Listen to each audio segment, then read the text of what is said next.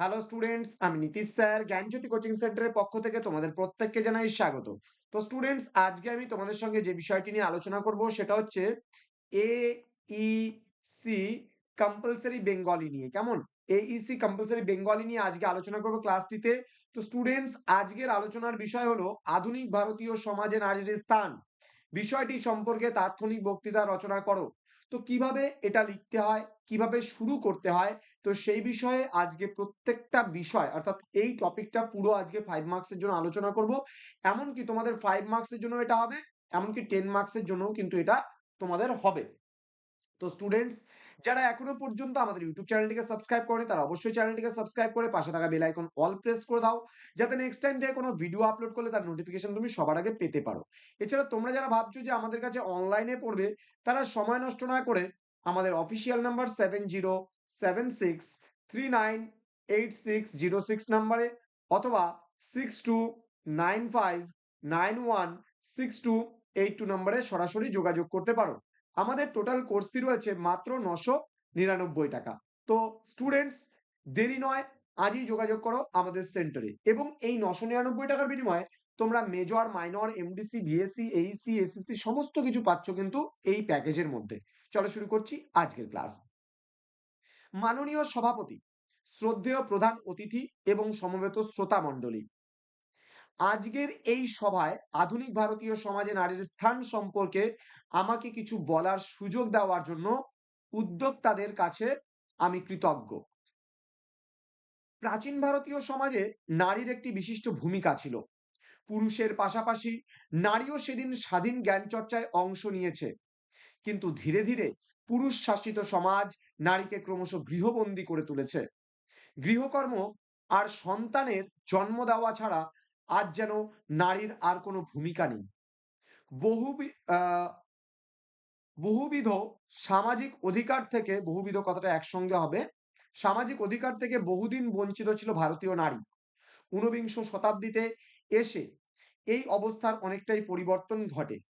নারীর অধিকার প্রতিষ্ঠা ও নারী শিক্ষা বিস্তারে মহৎ প্রচেষ্টা শুরু হয়।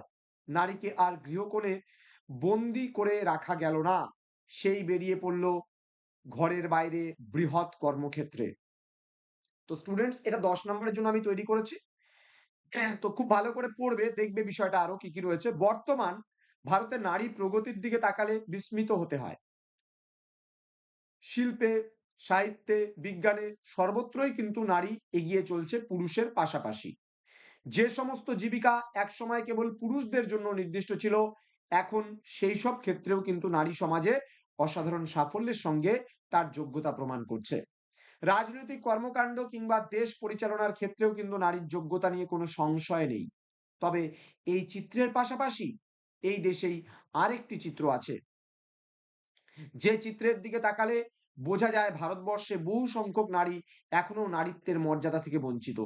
বহু ক্ষেত্রে ভারতীয় নারী যেমন গৌরবের আসন ছিনিয়ে নিচ্ছে, তেমনি এই কথাও সত্য যে নারী সমাজে একটি বৃহৎ অংশ এখনো ডুবে আছে অশিক্ষা এবং অজ্ঞানতার অন্ধকারে।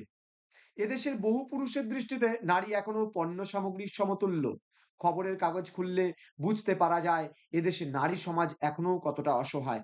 প্রতিদিন ভারতবর্ষের নানা প্রান্তে ঘটছে ধর্ষণের ঘটনা, অহরহ শুনতে পাচ্ছি গৃহবধূ নির্যাতনের করুণ কাহিনী। এখনো পণের টাকা জোগাড় করতে না পারলে অনেক মেয়ের বিয়ে হয় না। এখনো এই একবিংশ শতাব্দীতে দাঁড়িয়ে বহু পিতামাতা কন্যা সন্তানকে অবাঞ্ছিত মনে করে।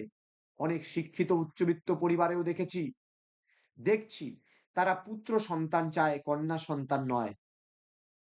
তো এই সব দেখে শুনে মনে হয় আধুনিক ভারতীয় সমাজে নারীর স্থান দুই রকম।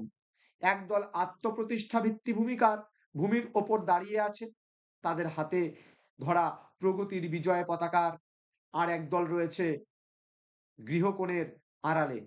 তারা নতশিরে সহ্য করে অনেক অবজ্ঞা আর অনেক অপমান। তবে আশা করি ভারতীয় নারীর এই অসহায়তা আর বেশি দিন থাকবে না।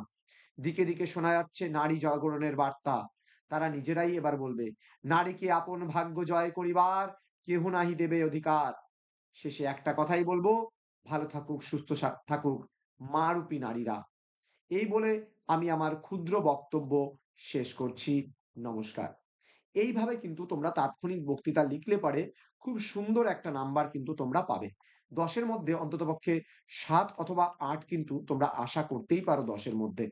তো স্টুডেন্টস এই বিষয়টাকে তোমরা ভালোমতো লিখে নিয়ে পড়তে পারো। আর হ্যাঁ, তোমরা যদি আমাদের অনলাইন ক্লাস যুক্ত হতে চাও, সময় নষ্ট না করে আজই যোগাযোগ করো আমাদের অফিসিয়াল নাম্বার 7076398606 এবং 6295916282। তো স্টুডেন্টস খুব তাড়াতাড়ি দেখা হবে তোমাদের সঙ্গে পরবর্তী ক্লাস নিয়ে। তোমরা প্রত্যেকেই ভালো থেকো, সুস্থ থেকো। Thank you so much. Thanks for watching. After all thank you.